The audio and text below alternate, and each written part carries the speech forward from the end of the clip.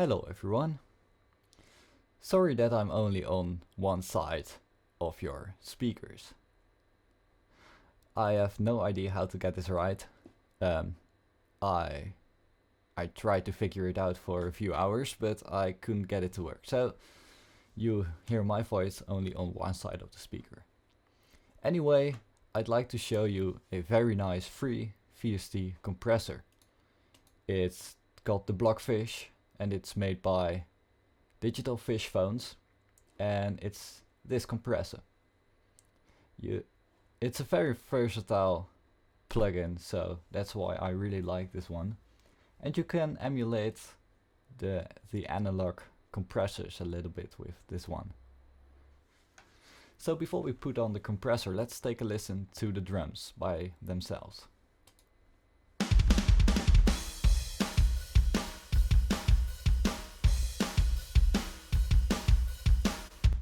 These drums sound really nice thanks to Stephen Slade. But now let's put on the compressor. This is what you see when you get started. It starts in mono. It's really helpful because you can detect any phase issues when you turn it to mono. But for now we want it to stereo, so we light this button.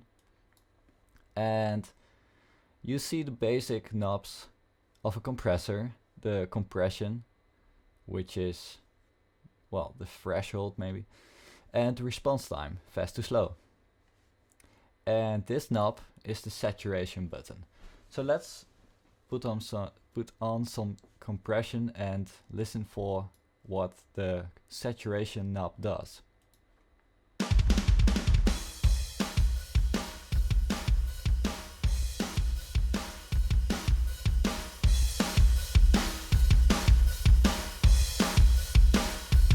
Let's bypass it.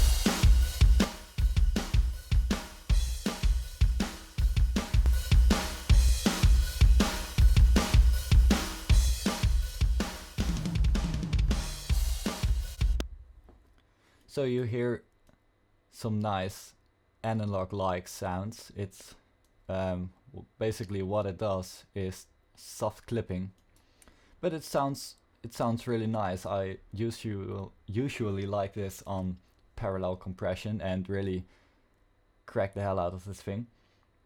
But you can also do it less dramatically. And what you see here is VCA and opto. VCA stands for voltage controlled amplifier and opto is optoelectric. And those are two types of compressors which work, of course, in a different way.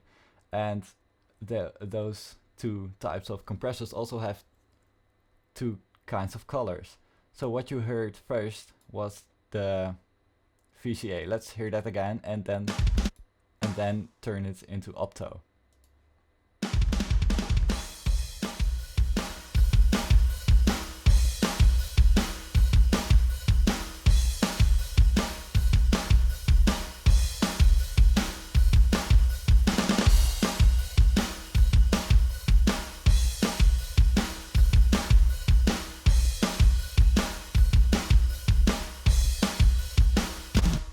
So the differences are rather slight, but there are some differences.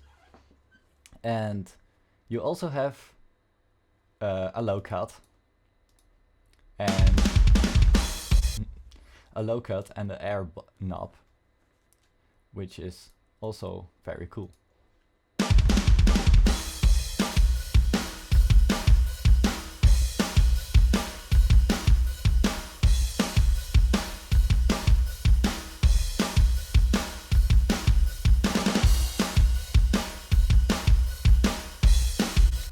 And well, this already is really cool, all the things you have here at the front side.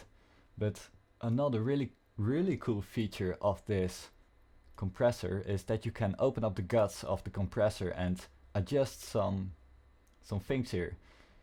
This is the locut frequency, and let's take a listen to what that does.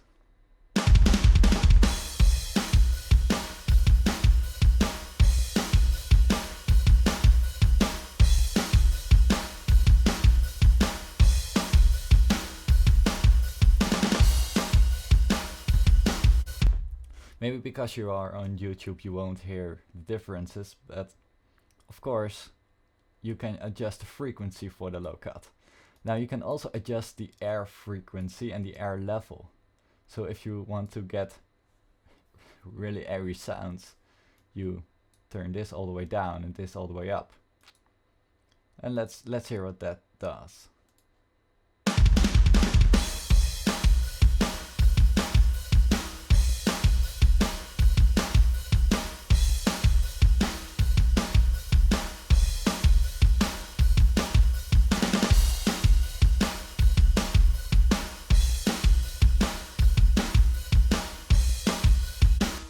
Again, the differences are rather slight, but it's really nice to hear a little bit of air when you put on this knob, turn on this light.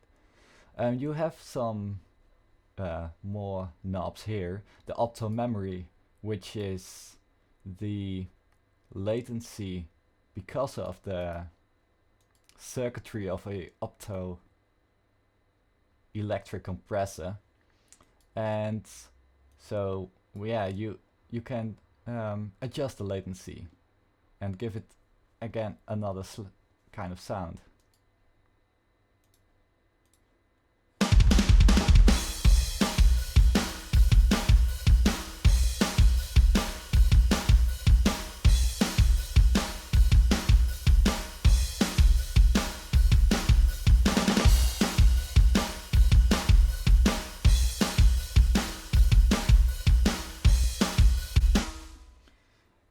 And this knob is for the saturation emphasis frequency. Well, really, when I saw this, I had no idea what that meant, so I looked it up on Google, and I found this site, and it says about the saturation emphasis frequency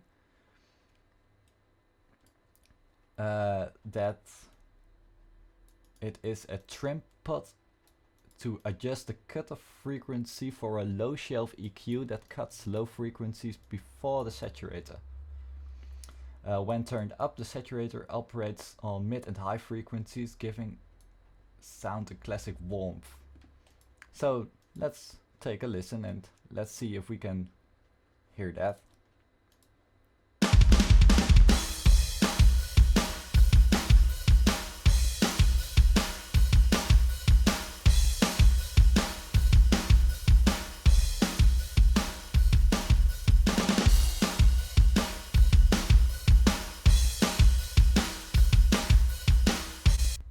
I really can hear some changes there. And of course, it's a free plugin, so why wouldn't you download this and just mess around with the knobs? And well, the last thing is dynamic saturation. Again, I had no idea what that was, so it stands here.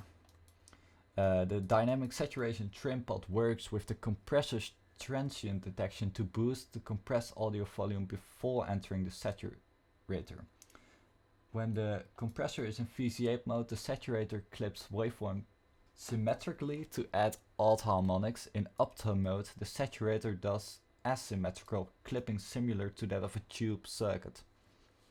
So, very interesting, right? Let's turn this all up and take a listen for what we hear.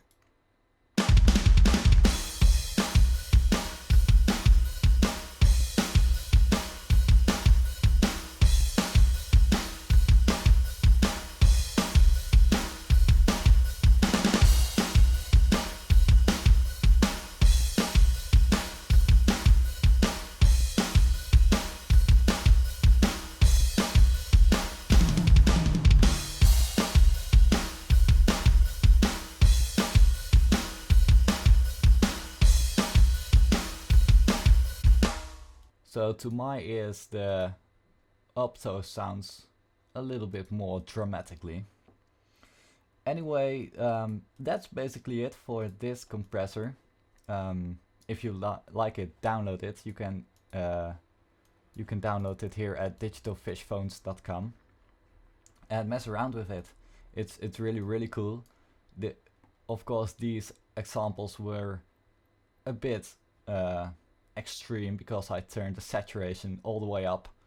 But you can also do a little bit of compression and a little bit of saturation and get some really nice sounds. I also like this one on guitars and even on vocals. And just try it out for yourself and have fun.